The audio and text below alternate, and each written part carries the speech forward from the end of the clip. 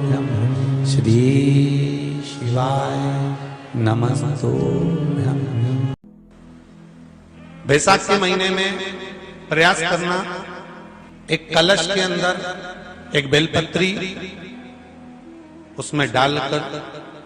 बैसाख के कोई भी दिन महीने के अंदर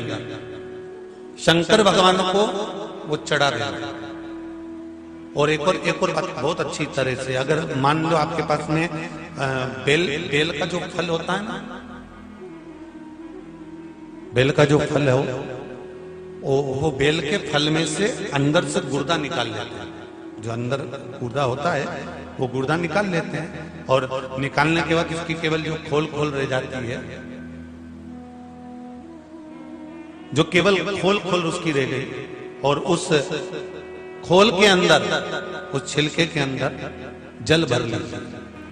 और उस छिलके के अंदर जल भरकर उस जल को ताम्र पात्र में डाल दीजिए और वो जल ले जाकर घर का जो व्यक्ति रोगीला होता, जिसको रोग खत्म ही नहीं होता, कहीं दमे की बीमारी, कहीं सांस की बीमारी, कहीं कोई शरीर में कुछ ना कुछ दुखता ही रहता है या शरीर में कुछ ना कुछ कष्ट रहता ही रहता है, तो वो जो बेल का जो फल होता है उसका जो गुर्दा निकाल लिया जाता है, उसकी जो खोल होती है, जैसे संत महात्मा साधु नहीं होते तुम्बा रखते हैं उसमें पानी भरते हैं, ऐसा उसमें जो पानी हो वो पानी ताम्र पात्र में लेकर उस जल को शंकर भगवान पर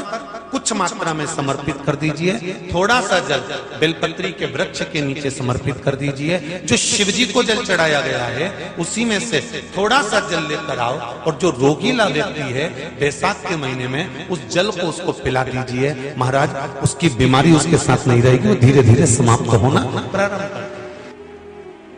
उसको सुख का अनुभव होने लगे तो घर में से पितृदोष समाप्त होकर लक्ष्मी की वृद्धि प्रारंभ हो जाती है, कार्य में सिद्धता है। यहाँ पितृदोष होता है, काल सर्प दोष होता है, वास्तु दोष होता है, उनको ज्यादा कुछ नहीं करना होना। महाराज एक बेल का फल लीजिए। क्या लेना है? बेल का फल, बेलपत्री का जो फल होता है उसको ले लो, उसके अंदर का जो गुर्दा होता है, अंदर का जो भाग होता है उसको निकाल लीजिए और उस बेल के फल में आटा सेक कर उसमें शक्कर मिलाकर उसको उसके अंदर भर लीजिए। अमावस्या के दिन सुबह 10 बजे से पहले उस बेल फल में जिसमें तुमने पंजेरी भरी है, आटा सेक कर भरा है शक्कर के साथ में, उसको अपने घर में घुमाने के बाद में जिसको काल सर्प दोष बताया है, पितृदोष बताया है या वास्तु दोष का स्मरण बताया है, घर में सब दूर घुमाकर अपने परिवार का हाथ का स्पर्श कराकर पीपल के पेड़ के नीचे तक गड्ढा खोदकर उस बेलपत्र के उस फल को दाब दीजिए। महाराज केवल एक अमावस्या करना रहता है, पितरों के दोष से मुक्ति मिलती है और हमारे घर के कार्य सफल होना प्रारंभ हो जाते हैं। कार्य की सफलता होती है, कार्य में सफलता प्राप्त होने लगती है। हम तो कई बार कहते हैं महाराज जी, अगर ऐसा लगे किसी औषधि को आप ले रहे हैं, मालूम पड़े कि औषधि आपको लग नहीं रही है, शिव महापुराण की कथा करेंगे, मान लो औषधि आपको नहीं लग रही, आपने औषधि बहुत दिनों से ले रहे हो, कोई दवाई, मान लो आप किसी भी दवाई को ग्रहण कर रहे हैं और वो औषधि लगी नहीं रही है, वो शरीर को लगी नहीं पा रही और आप ठीक ही नहीं हो पा रहे, 15 दिन हो गए, 8 दिन हो गए, बताओ, उतना की उतना ही कैटरीना है, उतना ही उतना अपना भरा हुआ, वही की वही लीवर, वही की वही किडनी, वही की वही स्मरण, सभी कुछ वही है, उतना की उतना ही। बीपी भी ऊंचा नीचा चल रहा है पर लेवल में नहीं आ रहा, शुगर भी लेवल में नहीं आ रही, तो प्रयास करा करो महाराज, बेलपत्री के फल का जो गुर्दा है, अंदर का जो भाग है फल का, उसको पानी में गला लीजिए और प्रदोष कम से कम प्रदोष नहीं हो और बीमारी जरा दवाई लगी नहीं रही हो तो बिना प्रदोष के भी कर सकते हो, उसको पानी में गलाइए।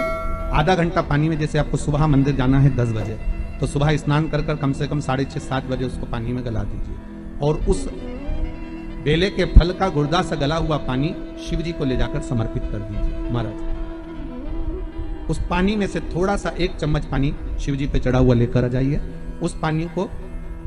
जो बीमार व्यक्ति है उसको औषधि देने से पहले मात्र आधी चम्मच से भी आधा चम्मच उसको दे दीजिए। भगवान शंकर का श्री शिवाय नमस्तुभ्यम का जाप कर उस पानी को देने के बाद अगर आप औषधि देंगे तो ये पक्का है कि औषधि अपना कार्य करना प्रारंभ कर देगी और वो स्वस्थ होना प्रारंभ हो जाएगी,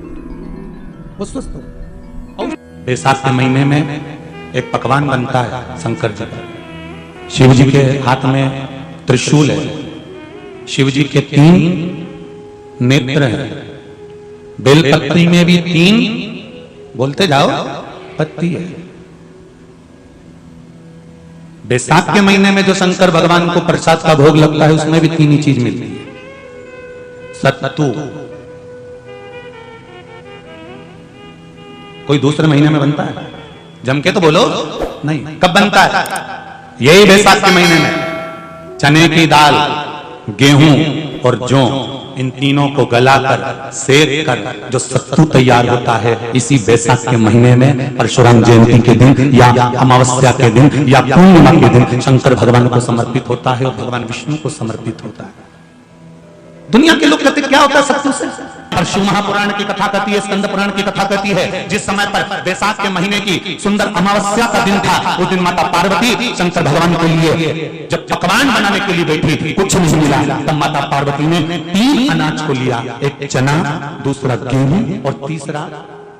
जौ। इन तीनों को भींग रहे थे, उसको लेकर आए गंगा जी में से उसको सेक कर माता ने अंगीठी पर और उसका जो सत्तू बनाकर शिव को दिया। शंकर भगवान ने कह दिया, सुन पार्वती, ये सत्तू नहीं, ये मेरी औषधि है। बैसाख के महीने में जो खाएगा वो जिंदगी भर रोएगा नहीं, शरीर से स्वस्थ